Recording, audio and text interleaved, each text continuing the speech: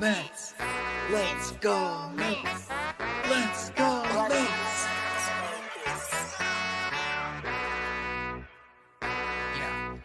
Yeah. You gotta believe and invest with your heart. Orange and blue till Mets do us part. Spring training, oh yes, it's the start. City Field gritty till Mets do us part. Hit home runs and knock it out the park. Big Apple till Mets do us part. You gotta believe and invest with your heart. Listen to the show till Mets do us part. John from Brooklyn, Ibby reps NJ. With the other team, I don't care what your friends say. Mets fans, we focus like a sensei. Listen to the podcast Monday, Wednesday. Made a couple bad plays, but we still won. Character, yup, we're gonna build some. Are you gonna check the pod? Is real fun. Just like Mookie, I will, son. So invest with your heart. Orange and blue till Mets do us part. Spring training, oh yes, it's the start. City Field gritty till Mets do us part. Hit home runs and knock it out the park. Big Apple till Mets do us part. You gotta believe and invest with your heart. Listen to the show. Available now on all streaming platforms. If you love the New York Mets, check out Till Mets Do Us Part. Enough rapping. Let's get to gabbing.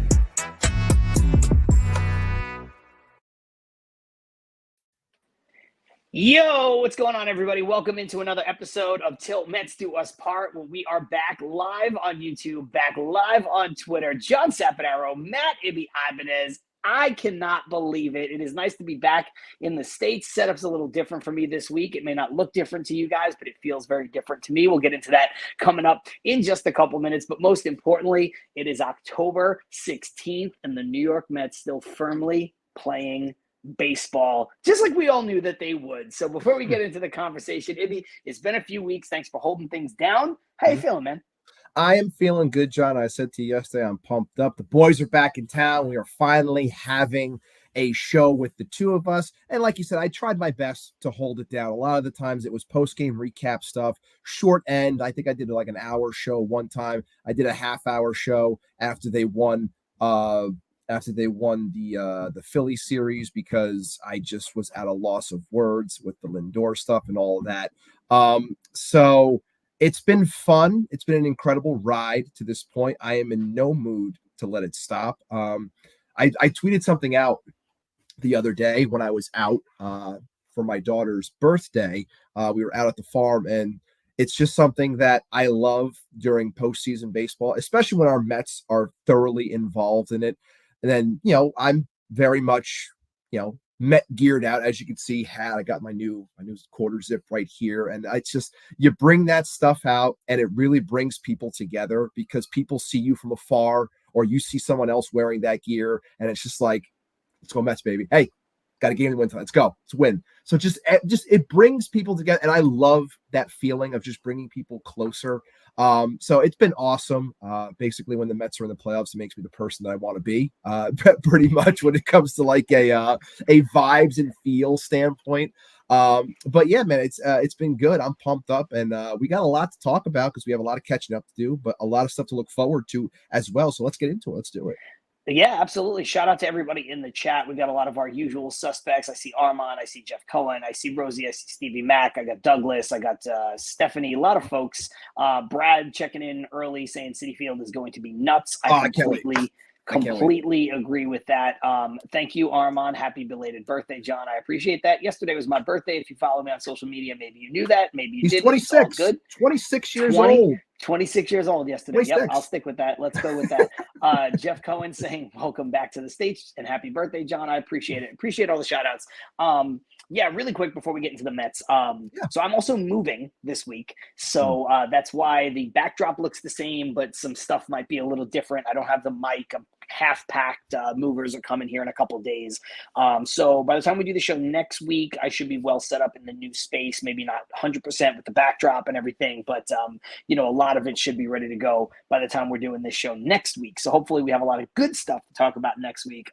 We have plenty of stuff to talk about with the Mets, so I'm not going to bore you with the John is moving portion of the conversation. The more fascinating thing is the fact that you just don't sit still, man. Like you literally go to Australia for 2 weeks, you get back, you go right to a Dodger game to see our Mets get the winning game too, and now you're moving. It's just, this guy is just, hearing this stuff gives me anxiety. Like, I have anxiety as it is, but just hearing this stuff and his not stop moving and the packing and all this stuff, I'm like, I don't know how he does it. God bless you, man. I don't know how you do it. Oh, listen, I appreciate that. Yeah, it's brutal. The moving is the worst part of it. Like, you can deal with like coming back and being a little sleepy and going to a playoff game. You know what I mean? But some of this other stuff is just, I just want to snap my fingers and be done with it in the new place. But yeah, for now, it's totally fine. I am getting movers to make the journey a little bit easier, so that should help a bit. That's good. But yeah, so anyway, hopefully by next week, everything's all good. So right now I'm recording on my phone. I turned off the internet in my apartment already because the new internet is going to be hooked up at my new place tomorrow. So trying to get a jump on things, trying to stay out in front of all that stuff. So, bear with us, bear with me, I should say. Ibby's fine. He's just home doing his thing. So not much of a change for you. But look, Ibby, look, you and I both stayed the course when a lot of people didn't with the New York Mets, right?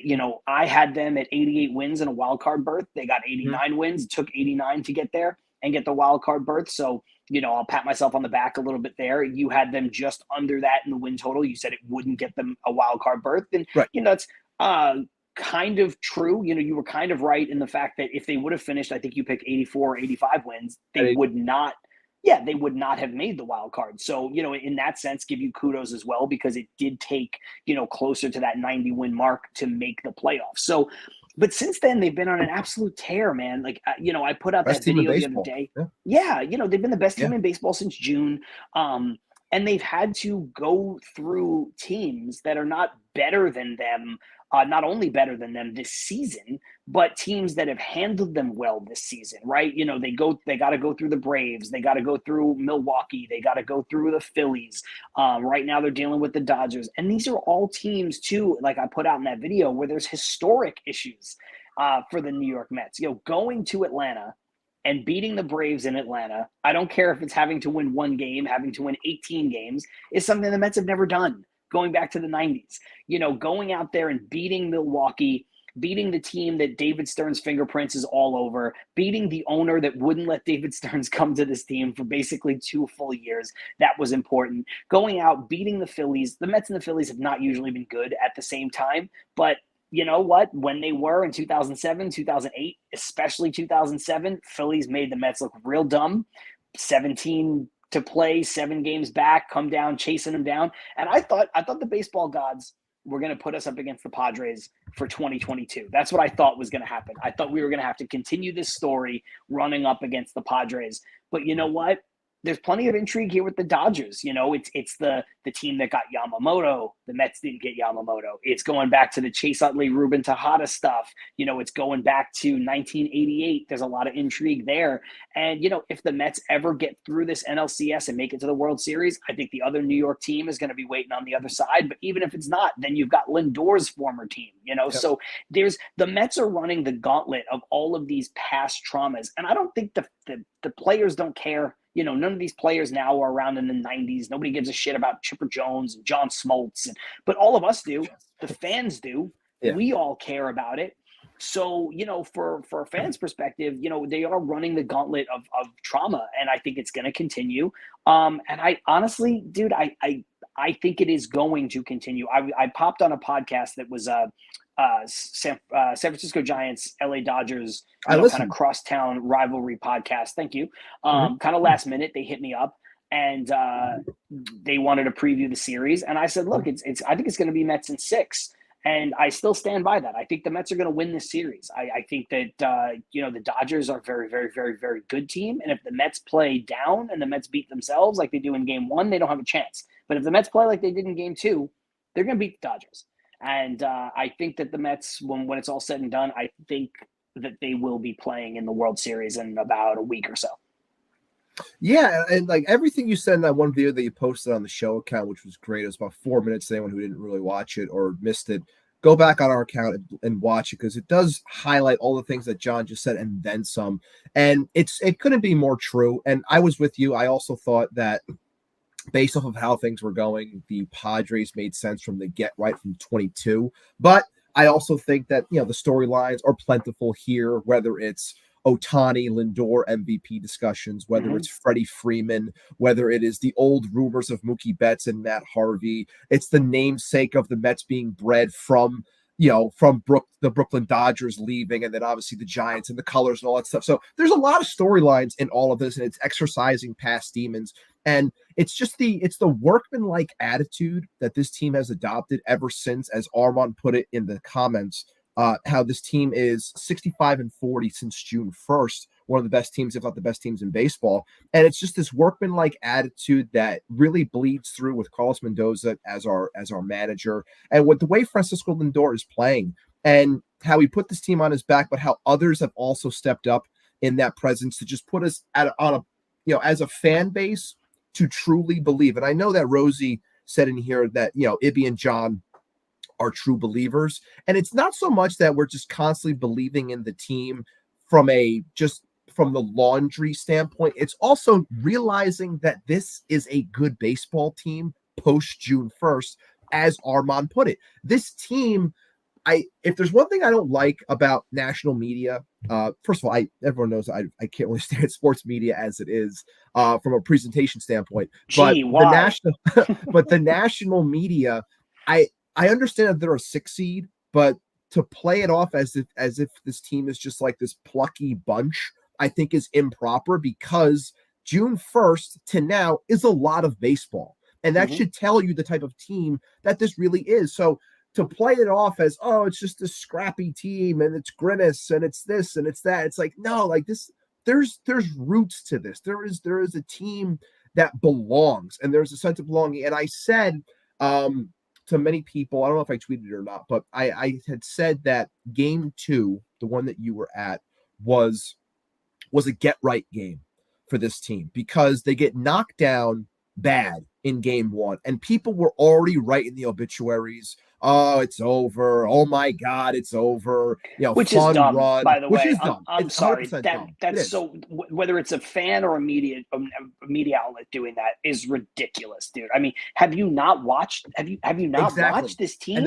And that's the whole thing. Where like this whole idea of, it's a plucky bunch, and they got beat down by the mighty Dodgers, and they're done. It's over. They're toast. And it's like, you clearly haven't watched this team, and it's clearly showing in the way that you're breaking things down. So I had dubbed game 2 a get right game, where it's, you got to come out there. You just got punched in the mouth, 9-0 national television. Now everyone sees you get beat down. They think that that nothing's left, and you're finished essentially. And you come out there, and Francisco Lindor, the MVP, goes out, starts the game with a home run. Mark Vientos continues this incredible run in the postseason, hits a grand slam. Everything that goes on, and they get right, and they win 7-3. Like I said, it's a get right game. Tonight, and we'll talk about it more in a little bit, is a little bit of a different story. I think this is more of a tone setting game, and we'll talk about that in a little bit.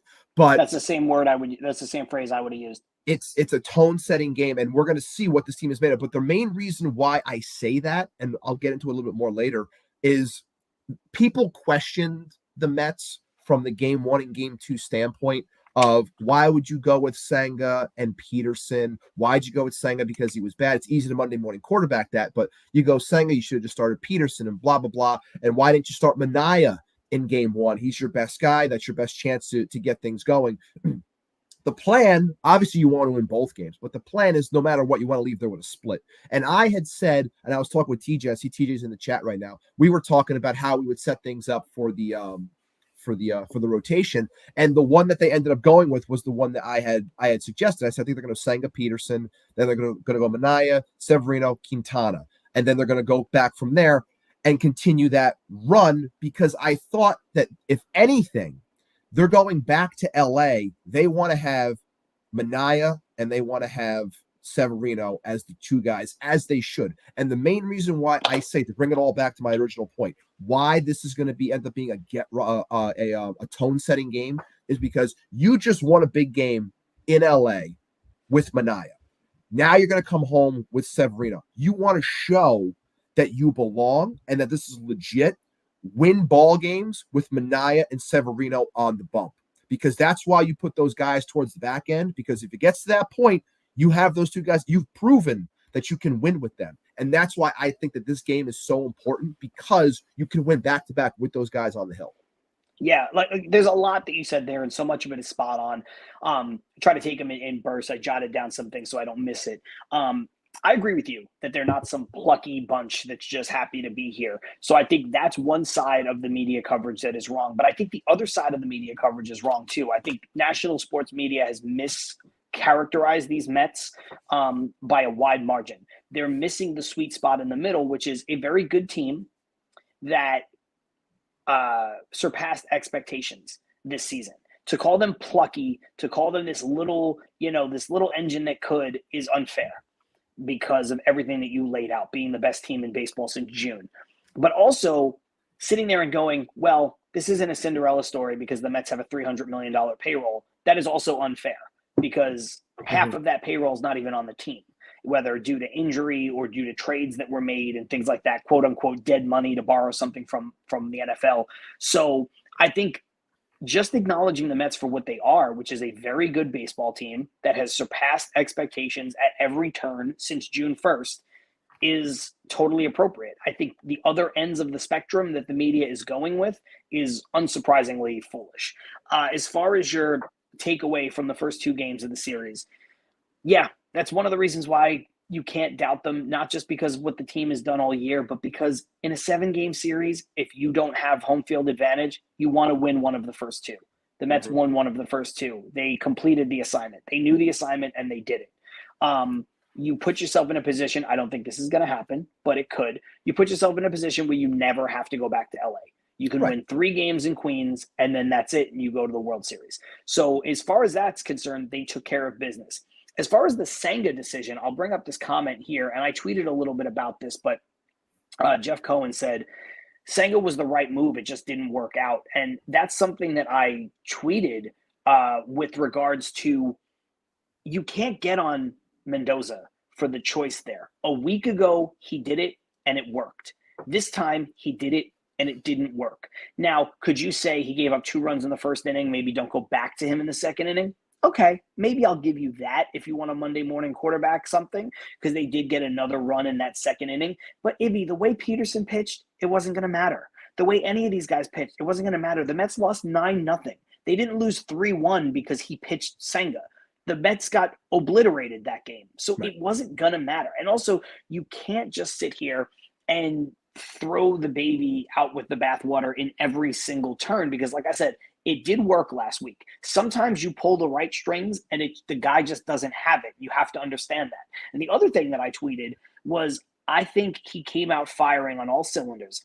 This is Senga, a guy who was a star in Japan, who's become a star in New York, versus Ohtani, who was a star in Japan, who is now the biggest baseball star in the entire world, facing each other for the first time on the biggest stage in the postseason. I think he was absolutely amped up, jacked up for Ohtani. He got Ohtani out on like 4 pitches, and then I think it just crashed out. Yeah. He just lost it because there's no explanation for why he would lose his mechanics that badly unless he was flying on pure adrenaline, and then you start to deal with the come down, and the come down was massive. Now, do you fault him for that? I mean, I guess you can, whatever, but I just think it's again, you're ignoring the human part of all of this if you do. So it didn't work out, but it just is what it is. And I think that the fact that you say a tone-setting game is absolutely spot on. It is a tone-setting game coming up in a little while. And I want to bring up this comment, or these 2 comments,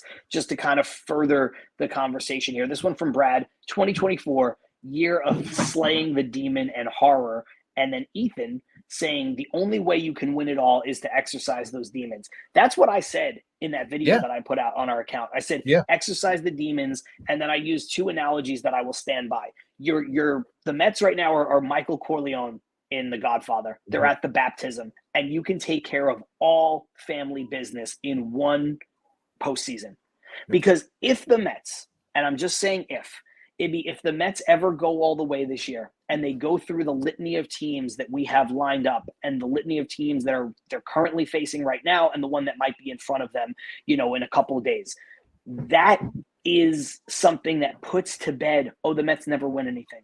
Oh, same old Mets. Oh, LOL Mets. You can kill that narrative. You could drive a stake through the heart of that narrative once and for all if you go through the gauntlet of the Braves, the Brewers, the Phillies, the Dodgers, and dare I say it, the Yankees.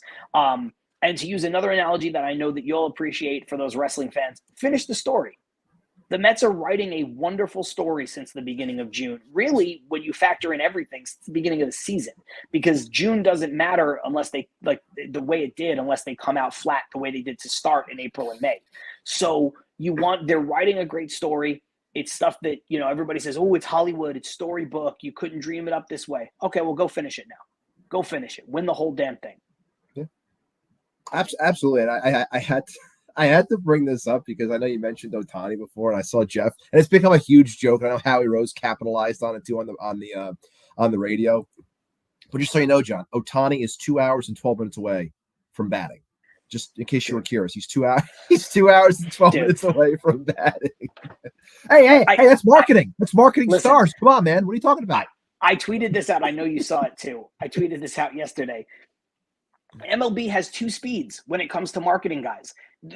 You wouldn't know the guy if you hit him with your car and then like flashing neon lights, pointing at somebody, wrapping them up in, like glitter and diamonds so that you get sick of them. Like, listen. Yes. Show them that. Nobody's going to want to hear this because the Mets are in the NLCS, and that's the most important thing. Aaron Judge is a very likable player in every way. Yeah. He's a consummate professional. He seems like a really nice guy. I know he got paid a massive amount, but he took less money to stay with the Yankees. There's loyalty there. There's a tremendous amount to like. The stuff with Ohtani, I know it's loaded to put the gambling stuff and the controversy aside, but I'm going to put it aside just for the fact that he was, whether it's fair or unfair or whatever, he was exonerated of that, right? So if you put that aside for a second, Ohtani is also a very likable character. Ohtani is, even if you don't like him, he might be the best baseball player that we've ever seen, even if you don't want to put that stuff aside. Those guys should be marketed, but they should not be hammered down your throat the way that these guys have been. And the joke of 2 hours and 12 minutes away from batting. I said to my girlfriend when we were at the game the other day, they're showing Ohtani's reaction for everything. It's like, they score 3 runs in the first 2 innings. Right. Ohtani is not a part of it. And they're showing Ohtani in the dugout. And it's like, dude, Freddie Freeman's on this team. Mookie Betts is on this team. Max Muncy, who's not the star, the level that those guys are, but he's a playoff star. He's a Dodger star. He's been doing great work. Trey Turner, I know, has had a downturn here and he's not been as good, but he's a star. Like, what are you doing? Like, not Trey Turner? I'm sorry. The other guy, I can't think of his name. Anyway, whatever. My point is, these guys have been doing their thing out there, and they're showing Ohtani cheering from the top bunk, and it's like, dude, no, Ohtani didn't do shit. And it's not to say that you can't show Lindor getting hype, but they show Ohtani every second they get, and then they put him up there, and they're like, oh, he's coming to bat. He's coming in 3 innings. He'll be hitting, and you're like, dude, I don't care. I don't care. I think it was more ridiculous too when they were doing that earlier in the postseason, where they were showing you one game, and then like in the corner it was like Ohtani's up in 3 batters on the other channel. It's like, come on, man! Like, what the hell are we doing here? When it comes to like you said, you're shoving, like, just allow something to happen. Like, please, there has to. It's a multi-billion-dollar organization being run that is Major League Baseball, tens of billions of dollars a year, and we still have no idea how to market properly. It's incredible to me because of how dumb it is. But in terms of hype, to use that as a segue, going to TJ's comment real quick, all these former players being celebrated at the games is so awesome to see. Reminds me of when the Knicks celebrated their former great players during this past playoff run. Creates a great energy. And we were talking about that obviously before, about Citi Field, about the energy that's going to be there. And you get to have these next 3 games where you're going to have the likes of Doc and Darryl throwing the ball out to each other. Then you're going to have Robin Ventura and Edgardo Alfonso throwing the ball out to each other. And then on Friday, you got Matt Harvey back on the bump, throwing to Yoenis Cespedes. Just really encapsulating 3 different eras of Mets greatness. And great runs that they've had, whether they finished the story, as we just said, or came close. It's a great way to pay back to the fans, like we've said from day one with Steve Cohen, when it comes to understanding what people want and what can create that great energy, like TJ just said, because you're going to get fired up when you hear those names and you know the atmosphere that you're trying to create for a playoff game against the Dodgers in your house with the home field advantage now back in your favor after taking one in LA. Like, these are the things that matter. And I do believe that crowd can play a big factor. And yes, if Ohtani comes up and smokes a home run the first at bat, is it going to get quiet? Yeah, of course it is. It's going to change the tone. But at the same time, when you're that pumped up, it can also get into the head of LA because, look, I know you're both sides because you're an East Coast guy, born and bred. You're a West Coast now. So you've seen both fandoms in terms of how they act. But to me, I think there's a different vibe when New York is red hot during the playoffs versus LA. You would have a better idea of breaking that down for me if I'm off when I say that, because it did sound like they were loud in LA, but I just think New York is I just think New York is a little bit different. But maybe you can break that down for me and see if am I off on that? Is it similar? Like, what do you think? Well, a couple things before I get to that. The guy I was thinking of was Kike Hernandez. I'm not sure why I said Trey Turner. It's stuck in the forefront of my brain. But Kike Hernandez was the guy I was thinking of. The Cespedes thing, the Steve Cohen factor of not being ashamed of the history of this team and not letting past grudges get in the way, right? Finally honoring old owners, finally honoring players and keeping up with, promises that were made, the Willie Mays number, retirement, and all that stuff. I'm going to keep it with another wrestling analogy here. Cespedes is CM Punk coming back to WWE. That's what this is. Yeah, it's a good one. That's a good one. No one thought he would ever be back here after the way that it went down. But the fact of the matter is, it didn't end well. But you got to move on. He's not playing anymore. He is a huge figure in the 2015 World Series run. You can't tell that story without doing it. And so people want to see him. You can't tell it without Cespedes. Get Cespedes involved. Get him back here. Make him be a part of this. So I think Steve Cohen not being intimidated by past, failures or not being, upset about things that have happened in the past. I think that it's fully on display when you go and you bring back Cespedes and you bring back Matt Harvey, and Matt Harvey's on SNY. I know Steve doesn't control SNY, but you have these opportunities to bring back these guys. Like, dude, whatever happened. It is what it is. Now, look, I know Matt Harvey bounced around. I know Cespedes was on a million teams. Matt Harvey's a Met. Matt Harvey's biggest contributions in Major League Baseball were as a Met. You can't necessarily, in some regards, say that with Cespedes. He had a great career with other teams. Yeah. But if you want to talk about the big run that the Mets had, I mean, Cespedes is an integral part of that. So I think not being afraid, not shying away from it, shows you the difference between Steve Cohen and the Wilpons, shows you all you need to know as far as that's concerned. I will say this to answer your question about the Dodgers and most notably the Dodger fans. LA gets a bad rep. I think there's a New York sports East Coast bias, East Coast centrism that says, oh, the Dodger fans, they show up in the third inning and they leave in the seventh inning because they don't want to sit in traffic. It's not really true. You do get stuck in traffic, and that might prevent you from getting there as early as you want. I got to my seats literally, or not even, I was in the ballpark. I hadn't gotten to my seats yet when Lindor hit the home run, just because I was stuck in traffic and it was brutal. And so that's it. That's just something you have to deal with. I don't think their fandom should be questioned. Now, sometimes, there is a little bit of violence, especially with regards to, Dodgers and Giants, and there's no place for that. You don't want to see that. Well, the Padres stuff too. Yeah. Yeah. Okay, fine. Yeah. That stuff, nobody wants that. And I agree. But when you look at what the Dodger fans bring to the table, they're real baseball fans. These guys love baseball out there, and it is loud and it is, fervent. And so I think that while there's some stuff you don't like, I do think they get a bad rep. I mean, it was crazy. I had gotten up to go to the bathroom, and I was coming out of the bathroom. That's when Muncy hit the home run to get it to 6-1. Right. And the place was going crazy. And in my head, I was like, oh shit. What did I is this a 3-run home run? Did he just cut the game in half? And I walked out. I was like, it's one run, dude. Yeah. It's one run. What? And they exploded because they were looking for a reason to explode. But I think that that's what you do in the postseason. The fans are looking for reasons to cheer. We're going to see that at Citi Field. So stuff starts happening. It's going to go crazy. It's going to get electric. And that's what happened. That's what the Dodger fans were waiting for. They were waiting for reasons to get loud. And Yeah, some people left early when the game was down, but you know what? There's people in every fan base that do that. Now, I wouldn't. If I was there on Sunday night and the Mets were leaving 9-0, listen, I bought those tickets. I'm staying till the end. I wouldn't be happy about it, but I'd stay to the end. Now, I will say it did take me an hour to get out of the parking lot once the game was over. So I guess all the Dodger fans didn't leave. You know what I mean? So I say all that to say that I think it's a little bit of an unfair rep. I do think they're really good baseball fans. Where they stack up against New York fans or Boston fans or Philly fans, honestly, I would say pretty close. I think that place is electric. I think City's going to be electric. I wish I was there. I wish I could come out to a game, but I can't.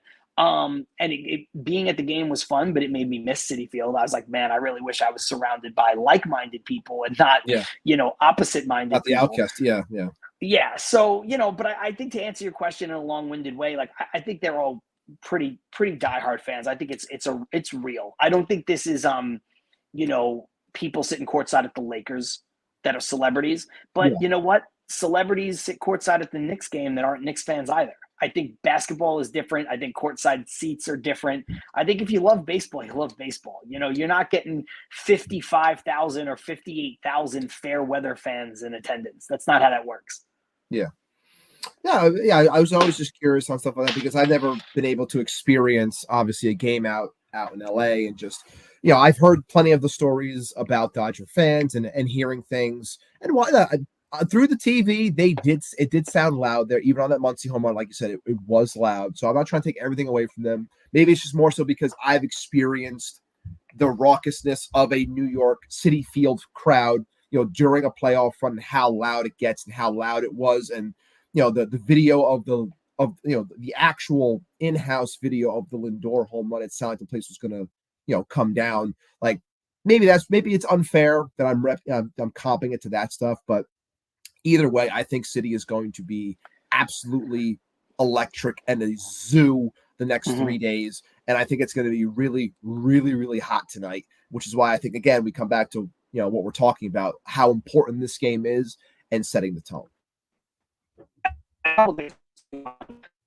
Robin Ventura. I wore Robin Ventura throwback jersey to the game the other day because I refused. I'm one of those people, like, I will refuse to the Dodgers wear blue, so all my other Mets jerseys are blue, so I didn't wear that. I was like, I'm wearing the black jersey. Like, I need to wear something that stands out, that is very clearly not Dodger colored in any kind of way, or Dodger coded in any kind of way. So I'm also happy in that sense. I know there's a little bit of controversy with people wearing the Mets wearing the black jerseys. So I think that's crazy. Like, I think you should wear the thing that sets you apart. And I don't know if you lost me or if I lost you.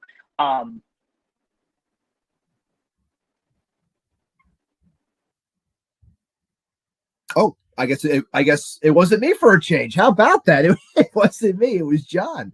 So yeah, hopefully he gets back in a moment, and we'll continue the conversation. And people in the chat too, because I was going to ask John this question. Talking about LA and stuff. Is it just me, or is every time you're watching a game, whether you've watched multiple Dodger games or not, or if you've just watching the Mets versus the Dodgers in LA, did the ball not sound a little bit different, or is everyone just hitting the ball that much harder because it sounds as if that ball is shot out of a cannon every single time? Oh, and it looks like, oh, he's back. You good? You got me? He doesn't have me yet. Nope, he doesn't have me yet. It's okay. It's okay.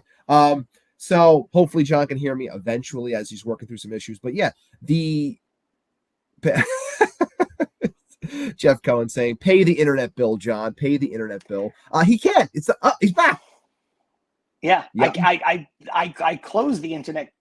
I shut it down. I shut it down because I'm moving. So it was fine. It was fine until it all got, I don't know, it all went to shit. So anyway, I don't know where it got cut off for me, but Shout out to Robin Ventura. I wore the black Yes. jersey. I didn't want to wear anything that was Dodger coded. All the other ones I own are blue. Most of the Mets stuff I own is blue. So I was like, I'm going with the black jersey. I want to stand out. I want to make sure that I don't get lost in a crowd. I wanted to make sure people knew who I was there rooting for and stuff like that. And I think to that end, it's shout out to the Mets for going with the black jersey. I know that was like an issue for some people because they don't like it. They're going with the black jersey tonight. But like, man, you know what? Go anti-Dodger, man. Like, lean into that. Lean into it hard. I love it. And I remember Houston was a big proponent of, I'm sure other people do. So I just remember Houston in particular, when it comes to Framber Valdez, they would always ask him, what jersey do you want to wear tonight? He would always pick the blue jersey with the rainbow down the side. He would always choose that as jersey every time he had a chance to pitch. And obviously he was doing it during the postseason as well. So I'm pretty sure they said to Sevy, hey, what do you want to wear? And he says, I want to wear the black jerseys. And someone posted, I had no idea. And you can see from the cover, the thumbnail for our video, I didn't realize that Luis Severino has only worn the white jersey once. He's only worn it once, which was his first start at City. And ever since then, he has worn either our away jersey, he's worn the City Connect, he's worn the blue jersey, like he's only worn the white. So every time I look for these photos, like I'll type in like the player's name or white jersey since we're home. Every single time I say it's from one start. He's only had one start in the white jersey, which is wild. But good for him. Wanting to wear the black jersey, you stick out. It's a little bit different, and you're trying to get those Friday Night Light vibes like they tried to establish 2 years ago. Didn't pan out so well last time I did it against the Padres. Here's a chance for you to write those demons as we continue to write that story and trying to get a win with the black jerseys at home. Speaking of jerseys, I do want to take a second to shout out a person who's now become very famous in Mets fandom and very deservingly so. Jerome J. Customs, everybody knows him as the guy who makes the OMG sign. The OMG sign. He's a very cool dude. He was at the game that I was at on Monday. I met him. We hung out for a couple minutes. Super chill guy. I've got my OMG pin because I hit him up. I was like, hey man, I'm gonna be at the game. I was like, I'd love to get a pin, something to kind of rep, what's been going on and like give you guys give you the ultimate credit for producing it. I was like, I don't need a sign. I don't want anything like that because I figured he wasn't traveling with that kind of stuff. I was like, but I hope you have a pin. He did, so I got my hands on a pin. So shout out to him because and they're top quality. Like they're dope. Like he didn't ask me to say that. He's not paying me to say it or anything like that. But like it was good, and like I bought it all the same. You know what I mean? Like I wasn't like, oh, I'll talk it up on the podcast if you give me one. I was like, nah, man, I want to support you. I like what you've been doing. Like the Mets are into it. It's the rally cry for the team, and it's good stuff. So I met up with him. I got it. I pinned it on my jersey. I was like, let's go. So yeah, man, I think like those little things, those little advantages that you can get, like these. I talked about it on the Benches Cleared podcast that I was on a couple of days ago. Like, man, I don't care, Ibby, and you know this about me, but like, I don't care where it comes from. Obviously, the players get credit. Obviously, Mendoza gets credit, but I don't care if it's the gay Mets, if it's the Grimace Mets, if it's Hawk Chua Girl. I don't care if it's Seymour Wiener, if it's the Rally Pimp. Like, it doesn't matter. Baseball's supposed to be fun. These guys are having fun. They're playing for each other. And like, that's ultimately what matters. What matters is the fact that whatever got them here, they're still here. It's October 16th and they're playing baseball. So I don't care what rally cry they had to get behind. I don't care if they had 30 of them, if they had 40 of them, if they had 900 of them. It doesn't matter. Pick a different one every week. It doesn't matter. And I think I always come back to that Brandon Nimmo interview post game where they were asking him like, oh, what is this? Is this the OMG Mets? Is this the Grimace Mets? Is this whatever? And he was like, that's all for the fans. Like we have our focus, and it goes to like on the bottom scroller, you'll see I just put down like Vientos, Lindor championship mentality, and obviously Mendoza's in that as well, where it's recognizing that you belong. And I think for the longest time, this team in general, or if you want to go into, to 22, where this team really took off with 101 wins, but they were, really running on fumes by the time the playoffs started in comparison to where we said this team was heading into the playoffs. They were trending up as opposed to trending down. I think there's just a better understanding now, and call that Lindor just really honing in and becoming the leader that he was always meant to be and finally being comfortable. I know Trevor May has spoken on that, his first year when he was, taking on every single responsibility and it was wearing him down on and off the field, and how he probably has a much better understanding of how to do things now.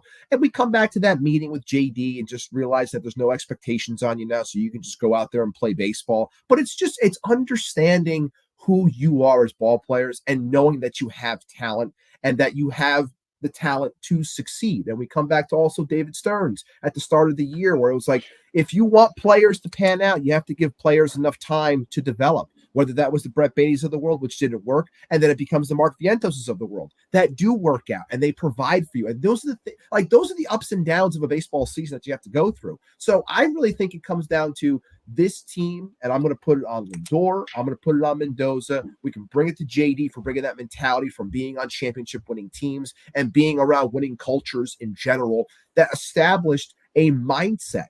And it just so happens that it happened around all these other crazy things that always happen during a Mets season. Except when it happens during the Mets season, those become the only focal point because there's no winning that ever goes behind them. It's always just, it's an LOL thing. It's a joke and ha. But then they end up losing 15 of 20 and they fell out of it. And then it was, meaningless baseball. But no, it was different this time because they understood who they were.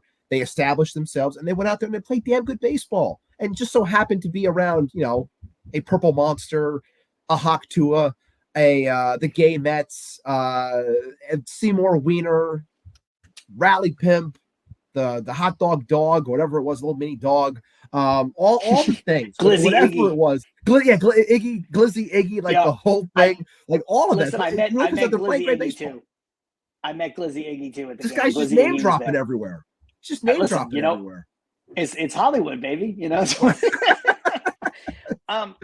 there's a lot of questions and comments in the comments. Yeah. That I think we should get to in the second half. And admittedly, these are things that we don't normally talk about, right? Bullpen usage, lineup construction. They're things that we don't talk about on a game in, game out basis during the season. One, because we're a once weekly podcast, and it's hard to kind of get bogged down in that minutia. But two, we always preach to people not to get bogged down in like a lineup that they roll out, for a week, or a lineup that they use on a particular day.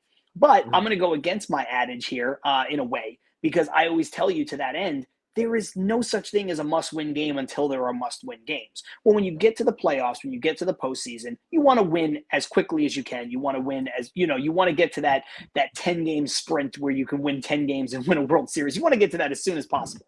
So I think we can spend a lot of time in the second half talking about the strategy of the lineup. I think we could spend some time talking about the strategy and the rotation, talking about using the opener, how you piggyback Senga moving forward, because he's probably going to start in game 5. I think we could talk about a lot of that stuff that we normally might not get bogged down in over the course of the regular season, because here in the postseason, it's just a different animal. So we'll save that for the second half, because there's a lot of great questions and comments that spark that conversation. And we will talk about tonight's lineup specifically. Mm-hmm. I want to ask you before we head into the break. Sure. We just talked about the Grimace Mets and OMG and Hawk Tua and all the things that fans latch on to, that players, they're having fun, but they've got their business that they have to take care of. There were two things cosmically pulling in the direction of the Mets right now that I find fascinating. It's the team that fires Buck Showalter and what they wind up doing the year after they fire Buck Showalter.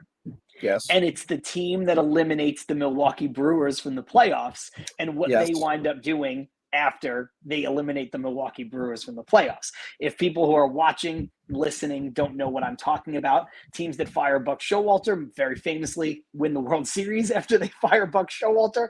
And the teams that have eliminated the Milwaukee Brewers since the Milwaukee Brewers have been in the league, if they've made the playoffs, the team that has eliminated them has made the World Series. Yes. What do you think of those two cosmic events pulling in the Mets' favor, or not?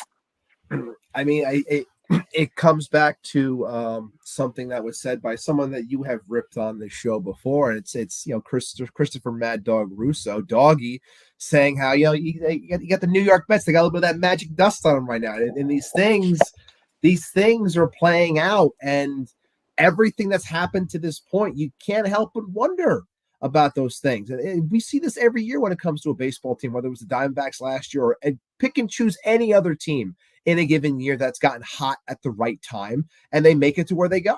The 2015 New York Mets. Like, there's a lot of things that can happen, but it is wild that those two things are coinciding. It's almost as if we are just being pushed right into this direction to go right to the top, and we'll see what happens. But again, we take things day by day, game by game. Like that's what we're supposed to do. But it is wild to really think.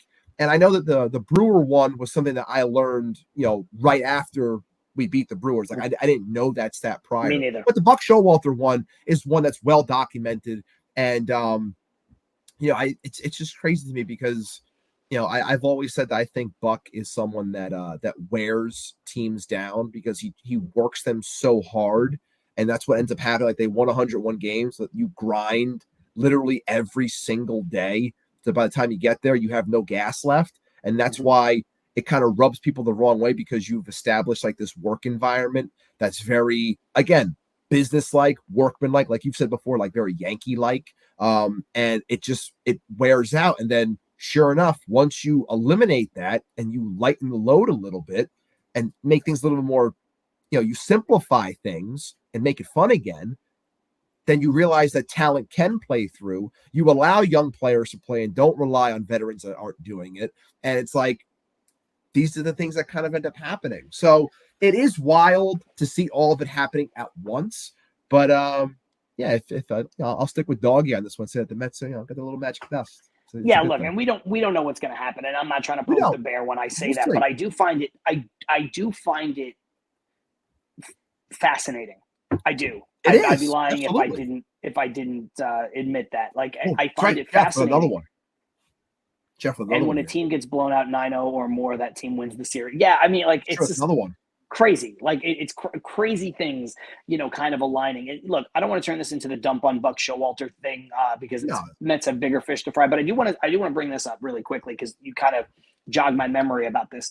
A lot was made by Pete Alonso specifically about the Mets not being able to celebrate in 2022 because of the way everything happened, and they thought they would celebrate after the wild card, and they never got through the wild card round and all that stuff. But I don't know if that was a Buck Showalter mandate. Right now, the Mets would have gotten made fun of if they celebrated after the Braves came up and beat them for the division. If they celebrated on the field after that last game, making the playoffs, everybody in the media in New York, they'd be destroyed. Everyone back into the playoffs, fan bases of other teams, everyone would be dumping on them. Yeah. But from a team perspective, you can't help but wonder if, and I'm not saying it is, I don't have any information, but if Buck was the driving force to say, hey, maybe we shouldn't celebrate. There's not a lot to celebrate here.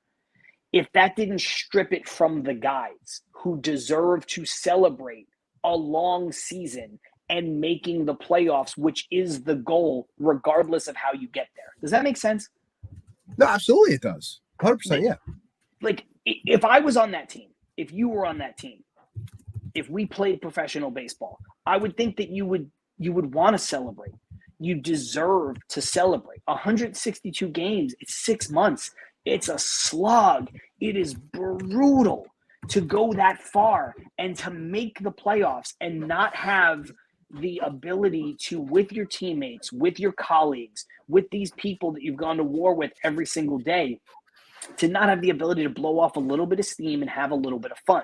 And that feels like a very business approach that may have been put out there by Buck Showalter to say, hey, let's silence the noise on the outside. We don't need people making fun of us. We don't need other fan bases and other teams and all these other people slamming us and hammering us. So let's not do it. Let's go out there and win. But I do think that takes the wind out of your sails a little bit. And the last thing I'll say about it is the last year Todd Frazier was here when the Mets made that little run and then they didn't make the playoffs. 19? Is that what that was? 19, I think. Yeah. I talked to Frazier about it afterward. And I texted him and I was just like, man, it's a bummer. And he just, I'm paraphrasing, but he said something to me like, Yeah, man. Like it whole season, all for nothing.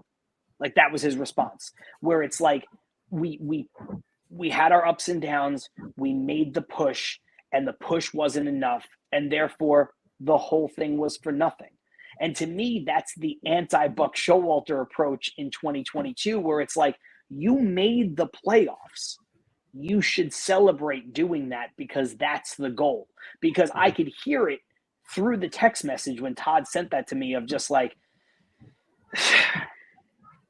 like he was just exasperated. Like we worked our asses off and we didn't have enough. And the whole, again, paraphrasing, but the message was the whole season for nothing. And so I think when you make the playoffs, it shouldn't be treated as like, oh, don't celebrate it. This is a nothing thing. It should be treated as you made the playoffs, man. In a game where you play 162 times in a year, when it starts off cold and gets warmer, then it gets cold again, like you're experiencing a lot. You got to celebrate the small victories like along the way, because if you don't, you're going to be miserable. Because again, like you put it, it's never smart. Granted, sometimes it can benefit you, but a majority of the times you don't like putting all your eggs in one basket, because if you fail, then the whole thing just comes crumbling down. You feel like shit in the end. So it's okay to do the things that this team has done along the way, because it is fun. And again, baseball is a kid's game. It's supposed to be fun. So celebrate these things. Have fun. Pop the champagne. People are like, the champagne's over. No, it's not. It's not overdone. Pop more bottles. Have fun. Do everything to take in every single moment, because these guys, you bust your ass every single day. You are out there trying to grind every single day. But if you're just going to grind constantly like that, you're going to burn out, which the 22 team did. They burned out. But this team takes take a little bit of time to enjoy things, makes you relax a little bit more, then you re-energize, and then you make the push. That's what good teams do. That's how you win. That's what ends up happening. Yeah, I agree. Take notes, Buck. If you want that White Sox job, take a lot of notes, Buck. Take a lot of notes. Nobody wants that job. All right, I wouldn't take that job. Let's head into the break. We'll come out of the break. We'll talk about the lineup. We'll talk about the rotation. We'll talk about the choices, the decisions being made. We'll talk about this game, and we'll really dive into it in a way that we normally don't. But again, this is the playoffs, so all bets are off. If you're watching for the first time and you're like, I don't want to sit through a break, don't worry. It is just a quick 30-second reset and ad spot that we need for the audio version of this show. So it's John Saponaro, it's Matt Ibanez, it's Til Mets Do Us Part, live on YouTube, live on Twitter, all courtesy of the Brella Sports Network. We'll be right back.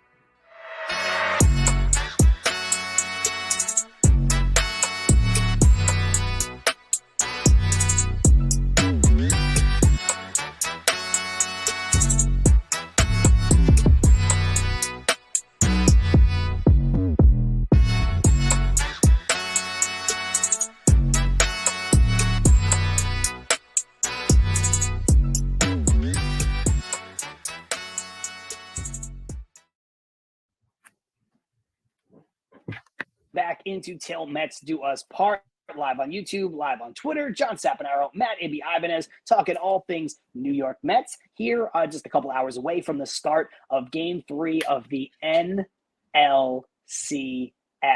Can you believe it? I mean, I can, but it doesn't mean that it was easy. It doesn't mean that it was always fun. But before we get back into the conversation, Ibby, let's hit him with a quick word from Independent Safes. John, as always, Independent Safes is protecting homes and businesses with secure residential commercial safes, fireproof peace of mind in every corner.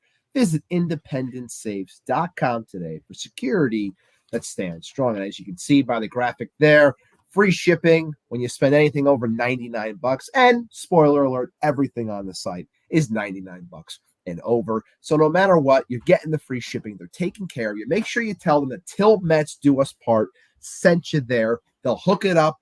They'll do it all. Let me think. Is anyone going into the independent safe? At the moment, I'm pretty happy. So I don't think I'm putting anyone in there just yet. Give me a moment and I might think about, hey, no, I'm not going to say that one. So I'll hold off on putting anyone in the safe. I'll hold off on putting anyone in the safe. Maybe I'll bring it up later in the show. But for now, the Dodgers, the Mets people, safe for the most part. No pun. Independentsafes.com. Check them out. Tell them Til Mets sent you. Jump back into the comments. Mr. Nobody saying, hello, forgot this was on. Well, you know Mr. what? Nobody. We're happy that you're here, Mr. Nobody. But remember, if you turn notifications on, you will never be able to forget that we're on because they will tell you. But I will take a little bit of responsibility because we weren't really super active the last couple weeks because AB's super busy at work and I was out of the country, and the time zone difference plus the start of the games made it very difficult for us to find. We're not going to go up against the Mets playoff game. No, that's insane. We want to watch the game. I want to watch it. So yeah, exactly. You know, if I had to wake up at 6 o'clock in the morning, 5 o'clock in the morning to do this show to make it make sense, I would have, but it wasn't going to work with the game starting when they did. So we should be back. We should be locked in. We should be ready to go. We should be moving forward. Thank you for joining us, Mr. Nobody. If you were late, and you know what? If you're like Mr. Nobody and you were a little late, you can watch the entire replay of this show whenever you want to because it lives forever on our YouTube channel as soon as we're done with the broadcast. And, of course, you can listen probably at this point starting later on tonight, tomorrow morning, as an audio version on Apple, Spotify, Google, all of those places, and more. You know how that works. Shout out to Olivia for getting all of that stuff done over at Brella Sports. So, Maybe we should just take a quick moment, just a very brief one, to address the elephant in the room. Yes. The missing graphic on our backdrop here. We did our word from independent safes. We will not, at least for the fourth quarter of 2024, we will not be pushing our former partner over at MANSCAPED for the latter half of the year. So, a little sad. It's a little sad. Great partners. They did a lot of great stuff for us, but I understand why. Baseball season's winding down. They didn't really want to re-up with us on something where people's focus was not going to be baseball. So I do understand that. Yeah, and the whole thing, it was a, Lewis is our rep over there, and he was fantastic the last 6 months. I have nothing but great things to say about them. He was always super kind to me, explaining things, and gave me great understanding as to why things went the way that they did. And no worries. He said that we can reconnect in the new year. I will probably hit him up around the second quarter of 2025 to see if we can make something work again. He definitely enjoyed working with us. He said so much in the email to me. So, great partnerships, never burn a bridge, anything like that. Nothing but great things to say about them. So hopefully in the future, we can have a return of the reads and the graphic, and we can continue having fun with them. But for now, it's see you later for now. See you later for now. Yes, I think that's a very good way to put it. I did want to address it just because, people kind of got used to it. Stevie Mac saying it's about to get a whole lot hairier up in here. No, I mean, because you should still use it, honestly. I think we spent like 6 or 8 months or whatever it was, a year. I have no idea. We spent a long time telling people to, handle your business, and you should still be handling your business. So that's just something that you should do. Honestly, that's a PSA. I don't have to, we don't have to have a Manscaped sponsorship maybe to tell people to, get your shit together. That's all I'm saying. Take care of your shit, man. Okay. So let's talk about the lineup for tonight's game. Yeah. A lot of people have put it in the comments. We got Lindor leading off, Vientos playing third base, Nimmo in left field, Alonso at first base, Marte in right field. Then we've got JD Martinez, a little bit of controversy there as your DH, Iglesias at second base, Taylor in center field, Alvarez at catcher with Severino on the mound. So really just one thing that is a bit of a change. I'll pull up this comment from much earlier from Jeff Cohen. Any issues with JD Martinez at DH against the righty Walker Buehler when lefties are hitting Walker Buehler at a higher clip? And Jesse Winker has been a very productive postseason hitter for the Mets. So, Ibby, your thoughts on the lineup and your thoughts on this comment, specifically JDM in the lineup over Jesse Winker? I mean, it goes hand in hand, the comment and the lineup itself. And I've said to you multiple times and you've agreed. And it's like, we've gotten to this point now where it's like, trust in Mendy, like whatever they're going to run out there, just trust in the team that they know that they're doing the homework. I know that nothing's being done half-assed. I know everyone is jumping down everyone's throat on this one, but I'm not going to do that. Look, to me, as a fan, from a numbers perspective, seeing things with my eyes, I haven't liked what I've seen from JD in a while. I haven't. And when Jesse Winker has the second highest OPS in the postseason for the team, coupled with, solid numbers, lefties having really good numbers against Walker Buehler, and us going righty dominant, meaning the only lefty bats that we have in there are it's Nimmo and switch hitting Lindor. Like Mm-hmm. outside of that, you don't really have another presence. So like not seeing Winker in there does upset me a little bit. But like I said to you in the pre-show before we started, I said I will gladly eat all the crow in the world if JD comes up and has a big hit or he has a big homer or he drives in a run, like whatever. I'll take that. That's fine. Like but at the same time, I'm saying I will allow it to play out.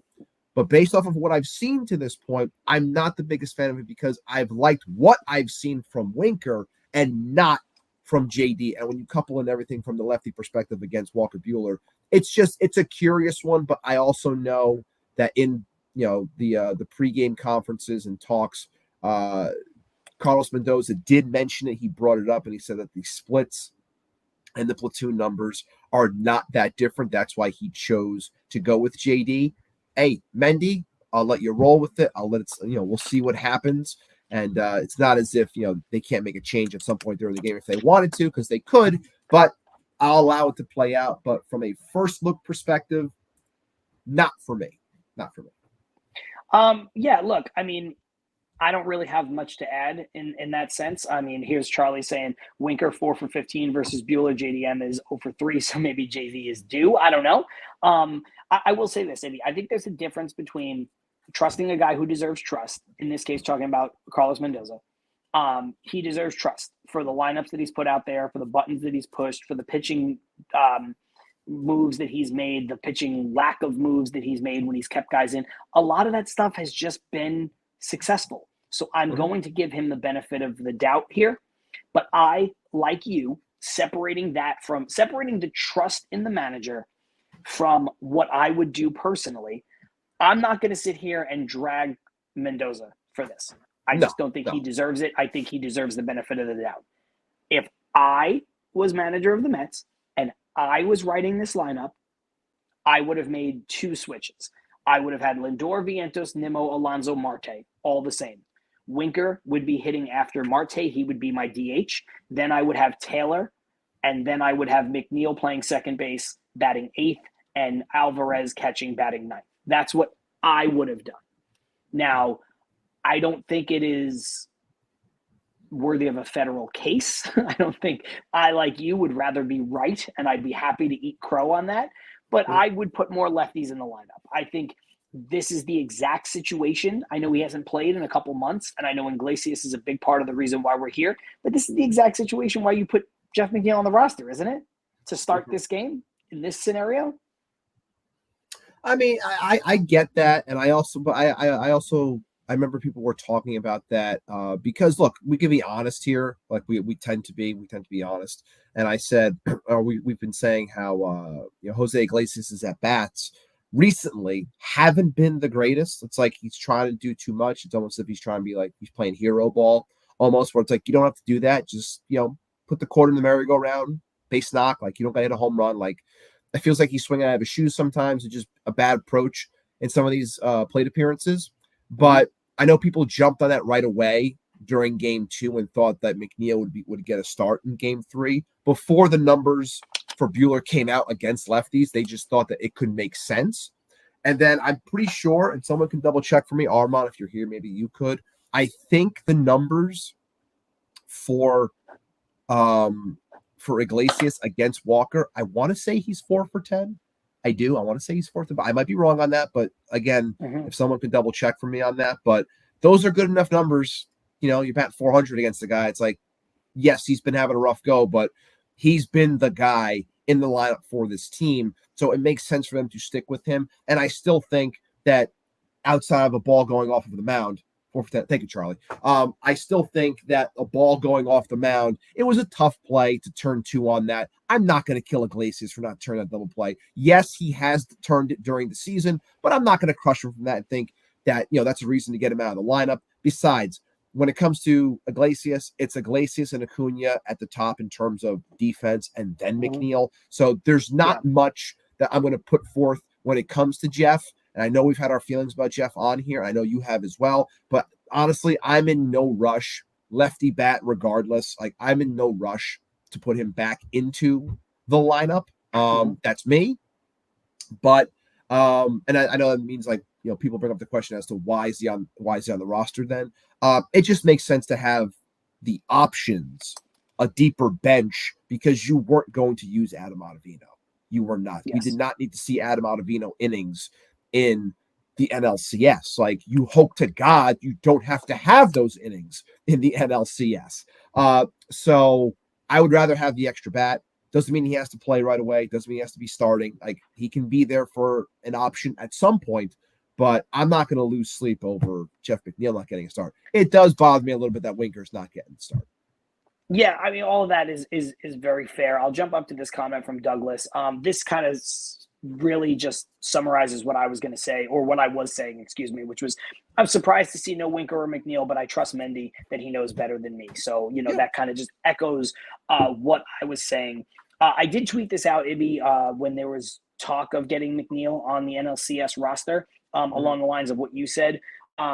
Look, you should put the best people on the roster that are going to fill the best roles. And right. the wording that I used was, you don't want to carry a middle relief pitcher that you don't want to use anyway.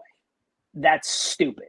So whether that player was Young or Ottavino or even Brazovan or whatever player you want to pick that's outside of the circle of trust in the bullpen, even if McNeil gets one pinch hit at bat, that is more valuable on the team than a middle relief pitcher that you're praying you don't have to use, which is what Ottavino has become. A lot of these guys are just like, you're hoping you don't have to use them. So why would you go out of your way to roster a player you're hoping you don't have to use? The other thing I wanted to address really quickly was the 3 potential double plays in 1 inning in game 2. I think both plays that weren't made are plays that should be made.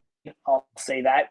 But I understand why both plays weren't made. You're right. The ball took a bounce, a funny hop off of the side of the mound. Small in between. Small in between hop. Yeah, and then it caused a second interesting in between hop once it got closer to Iglesias. That's right. A play I think he'll tell you he should make, and he didn't. And he's a great fielder, and he has terrific hands.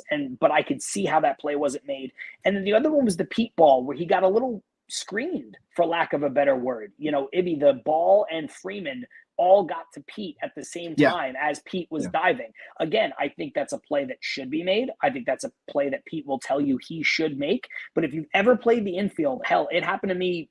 When was I in Australia? The last 2 weeks? I think about 4 weeks ago, it happened to me on a play at shortstop where the ball and the runner got there at the same time. And I didn't see the ball, and it hopped by me to the left. And it was just like, well, and I know that's softball and it's not comparable to Major League Baseball, but if you've ever played any kind of baseball or softball at any level, you know that sometimes the ball and the runner get there at the same time, and you literally can't see where the ball is going to go, so you can't predict the hop. And I think that's what happened to Pete. It makes it even harder when you had to leave your feet the way that Pete did. Pete was diving for that ball. You have to stay with your eyes on it the whole time. And if a guy's legs get in the way, and that's what happened. Pete just had his glove too low or too high, and the ball got by him, and it just is what it is. So I think both guys will admit that that's a play they should make. It was incredibly frustrating. It opened the door a little bit for the Dodgers in a way that you hope it wouldn't, but the Mets won the game anyway. I don't think either one is a glaring indictment on the Mets' ability to play defense. No, I don't think so. I want to bring some of the things that were just brought up into the chat as we're talking about the lineup. Charlie bringing one up right here, saying how the best numbers against Buehler and within the lineup right now is Pete. He's 5 for 14, 4 of which were home runs. Also bringing up how Jose has 4 hits and 4 strikeouts against Buehler. And then finally, Buehler is 1-1 with a 5 ERA and 28 Ks.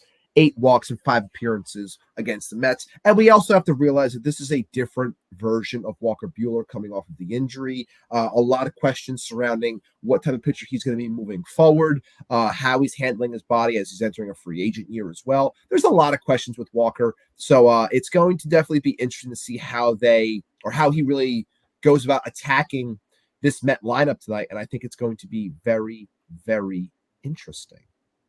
I like what you said there at the very end, especially it was a note I was going to tack on. This is not the Walker Buehler that burst on the scene a couple years ago and looked like he was going to be the best pitcher in baseball. So different guy. A lot of name recognition. Can he go out there and pitch a gem? Maybe. I don't know. Anybody can pitch a gem. Anybody could. Yeah, it's possible. You have a playoff moment.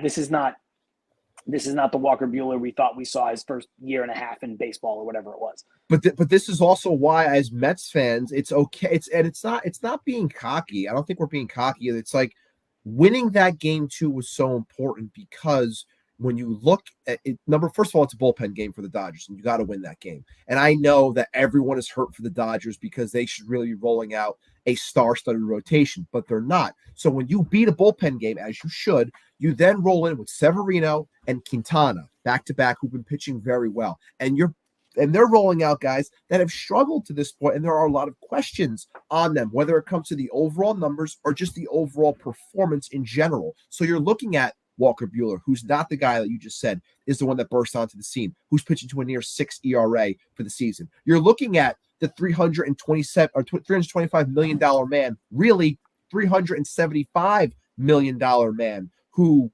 based on the Japanese fees as well that the Dodgers paid for, who hasn't really provided them what they thought to this point. And there are going to be questions. How is Yoshinobu Yamamoto going to handle a Citi Field crowd against him that he spurned to go to LA to take their money instead of our money? Like, how is that going to end up happening? And this is why it's important for the Mets, because you have guys that have been pitching well. You got to go out there and win these games, which is why Mets fans feel confident, because they have the advantage right now when it comes to starting pitching. They do. And then even in game 5, once we get there, Flaherty's back on the mound. He toyed with you. He established he established the bottom of the strike zone in game 1. Is he going to be able to do that? Not in his backyard. I know he's a California kid. Is he going to be able to do that in a big spot in New York? We'll see. But this is why it was so important to win that second game, because the advantage flips back to you, and you have the advantage when it comes to starting pitching. Yeah, I'm going to jump in on this one because why not? Stevie Mac, there's a supermoon outside right now. The black jerseys are very fitting for tonight. Spooky season, supermoon, witchcraft, black jerseys, black magic. The magic is back. I'm free associating all over the show today. So, listen, let's go. Let's do it. Black cats, all the vibes that the Mets have ever had. AB, I think there's something to be said about Yamamoto getting a start in Citi Field versus a start in Dodger Stadium. Yes.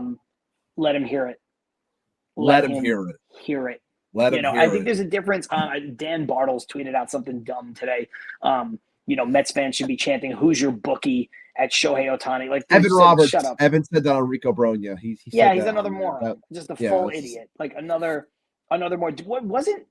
Quick question. Who was Evan Roberts' former partner on WFAN?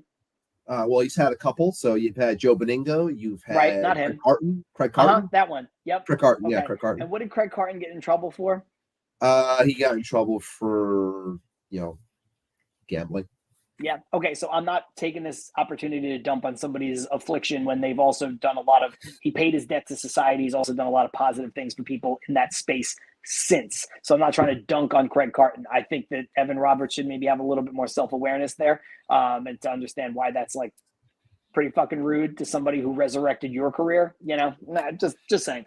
But yeah, you should not be chanting that. That's ridiculous. But you should let these guys hear it. And I think that there's a difference between letting Yamamoto hear it for not signing with you and also just giving the business to all the stars, right? Like, you want to get the Freddie, you want to get that kind of chant going for Freddie Freeman. Yeah, the guy's fucking killed us forever. I want to beat him. Yeah, that's who I want to be. I want to beat fucking Freddie Freeman. He's tortured us forever. I want to beat him. That's what I want. Absolutely. But the who's your bookie thing is just dog shit. It's so stupid. Okay, so let's bring up this one really quick. I said this. I'll put it out there real quick. I said it in our group chat before. Like, if you're gonna really chant something, like if you don't have to just boo the guy. But if you want to chant something, just chant Lindor's better.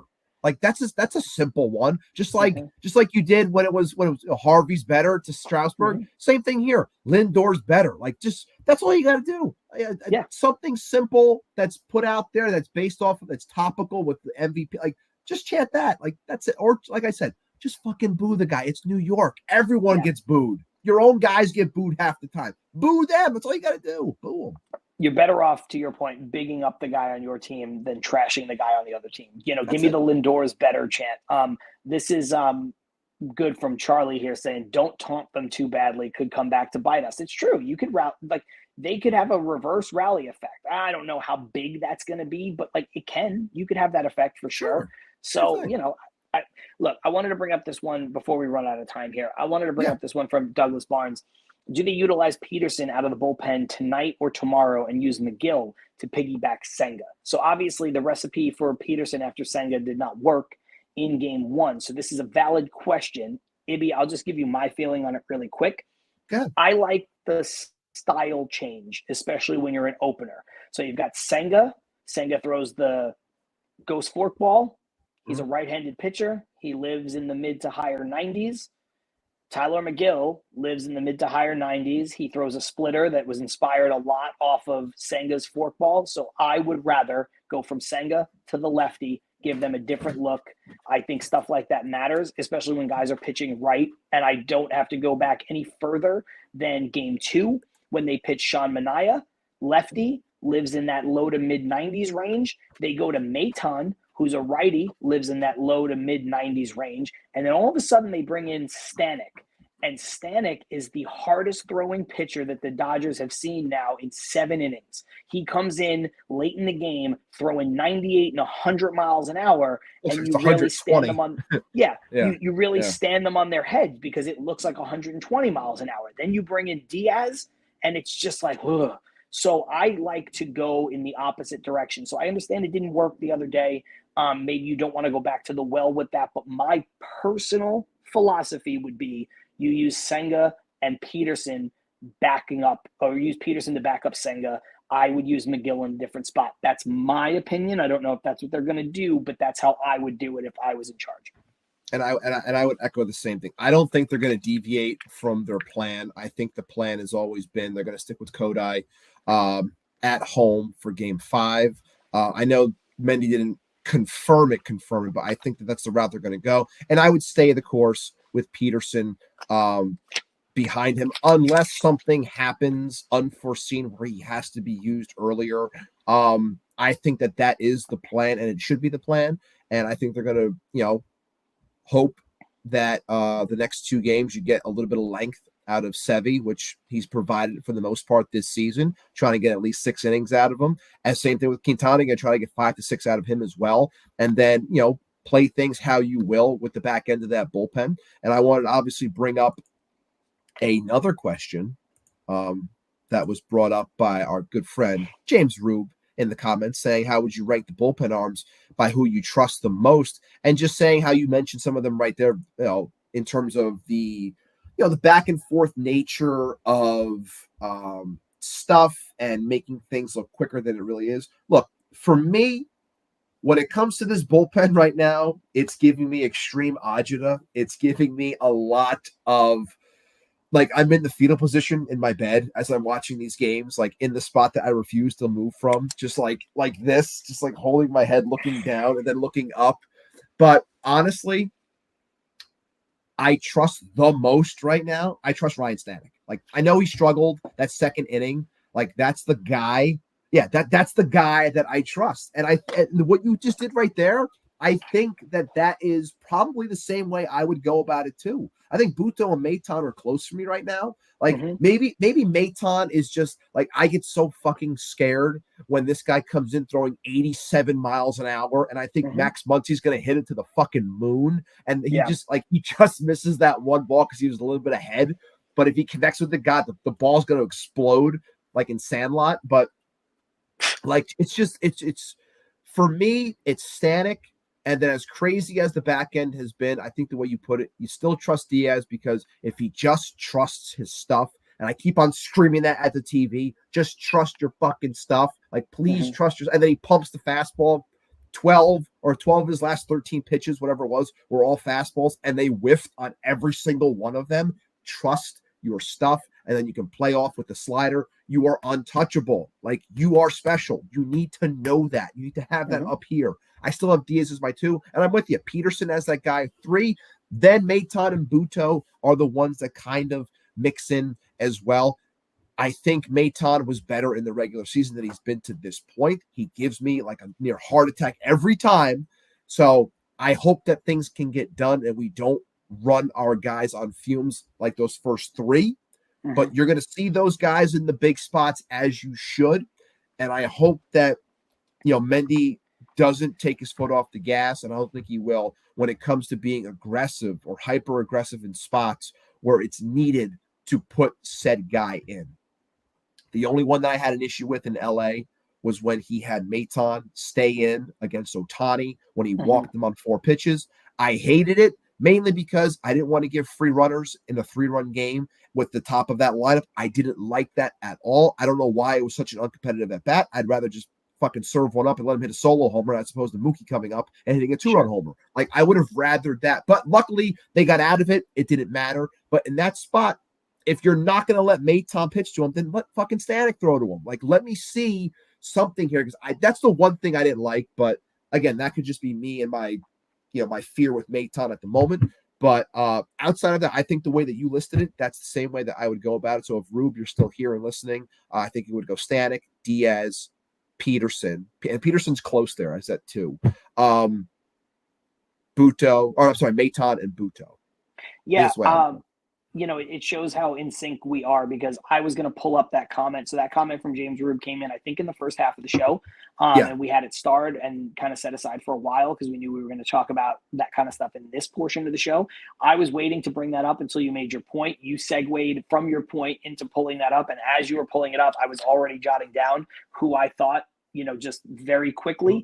And, you rattle off the same list that I was making. We didn't talk about it ahead of time. Obviously, that was a live comment. For me, a lot of this is what have you done for me lately? It's the circle of trust right now. To me, Stanek has the best playoff pedigree from his days with Houston. So he's clearly number 1. Diaz has the best stuff by far. Stanek is the number 2 stuff guy, by the way. But Diaz has the best stuff. He's just had an up and down season. If this was Diaz 2 years ago, he's 1, 2, and 3 on this list. But he's not Diaz from 2 years ago. So just being fair, he's second. I know Peterson took a little bit of a hit in game 1, but what he's done, he's been an absolute weapon. Maton and Buto, you're right. It's almost a coin flip. They were both better in the regular season than they have been in the postseason to this point.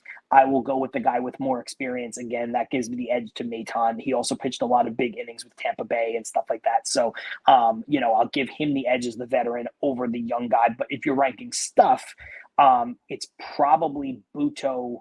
I mean, Buto's got better stuff than Maton, and I think he can rival Buto's stuff with Peterson as well. So if you're ranking it by stuff, it's Diaz, Stanek, take a pick, Peterson or Buto, and then Maton 5th. But if you're ranking on reliability right now, it's Stanek, Diaz, Peterson, Maton, Buto. I'll give the honorable mention to Tyler McGill, but, if you're the 6th most important person in the bullpen in the postseason, I mean, who's 7 and 8, me and you? It doesn't matter at that point. These guys rarely get used. You're using starting pitching before you're going to them in certain instances. Like if the Mets need it, they're going to go to a guy on his throw day. They're not going to go to their 6th best pitcher in the bullpen. So that's just how it works in the NLCS. Maybe let's get out of here. This way people could reset, refocus for the game. We're just under an hour and a half. We'll get our final thoughts in here now. We'll head out. I already kind of buried the lead a little bit with mine from my appearance on the Benches Cleared podcast from a couple days ago, but I think the Mets win this in 6. So I think the series does go back to LA, comes out here, but I think the Mets will win the series. What is your thoughts on how this wraps up? Let's see. So by the time we record again, would it be over if it doesn't go 7 based off of the thing? I don't have the schedule in front of me.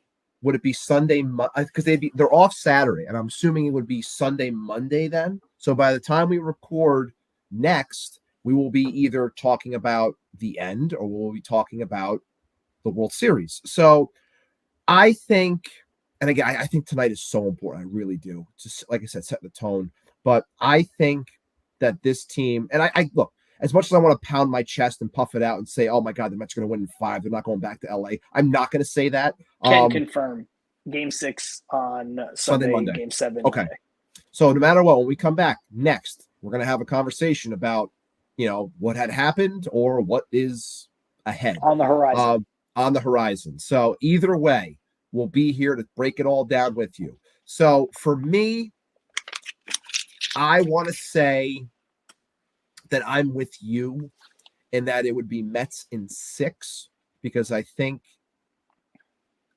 I think it can happen in 6, because I think you can take 2 of 3 at home, and then you have Manaea, your best guy on the bump in 6. I think that look, LA will be hot. They'll know that they have to win at that point if that's the way that it goes.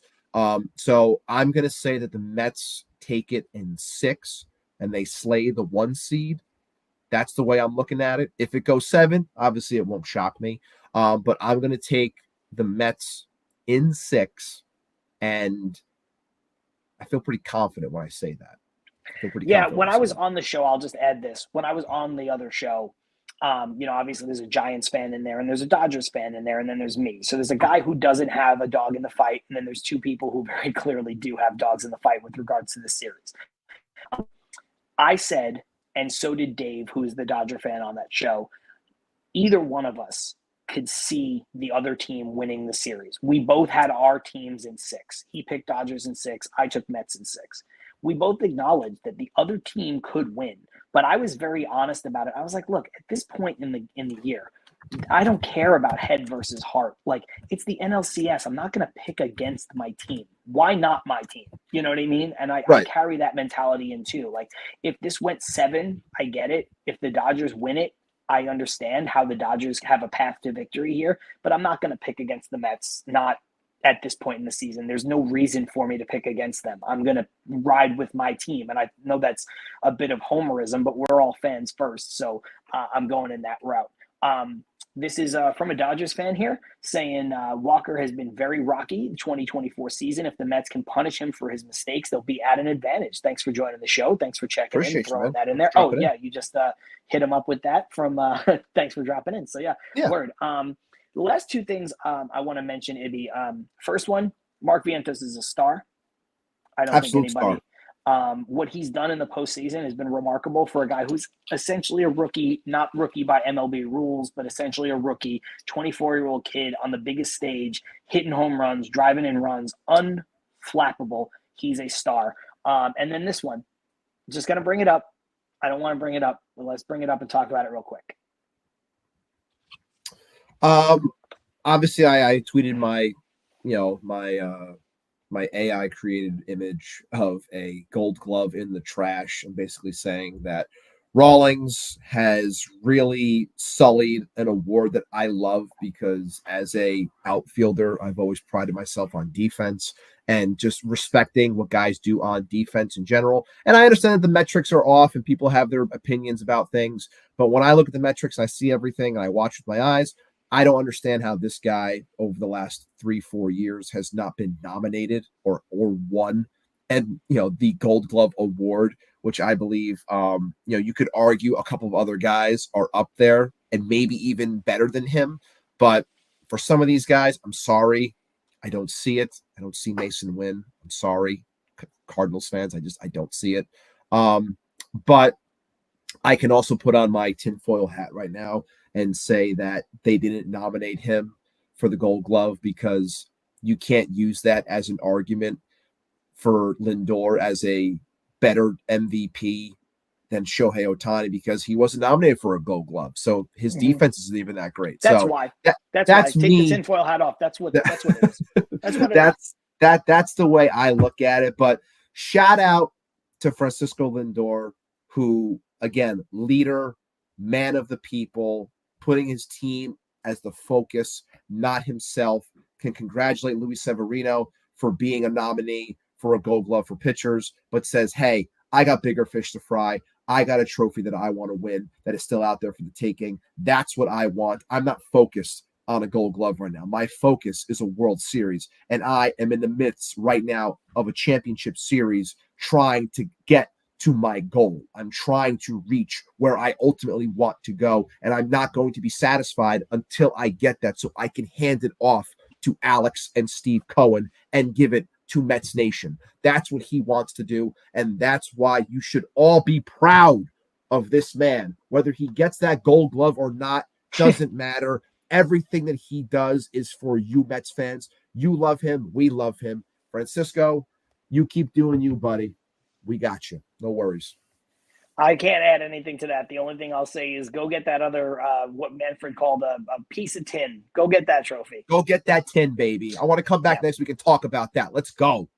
Absolutely. So, guys, thank you for hanging out with us. Thank you for joining us here on the show. LFGM, LGM, whatever version of that, I don't care. It's not time to nitpick. Let's go, Mets. Let's go out here. Let's win a series. Let's make it interesting. So the next time we do this show, next Wednesday at 5:30 Eastern, we are previewing a World Series matchup. Let's put that energy out into the air. Let's fucking go, baby. I want to Let's keep go. doing this. I want to keep talking about Mets baseball. I don't care about the offseason. I don't care about contracts. I don't care about Juan Soto. I don't care about Pete Alonso's contract. I want the Mets to win a World Series. So I want them to be closer to that when we join you guys next week. I know that's everybody's ultimate goal. So let's get there. LGM. Shout out to John Manconi. Shout out to Olivia for doing all the hard work editing the show.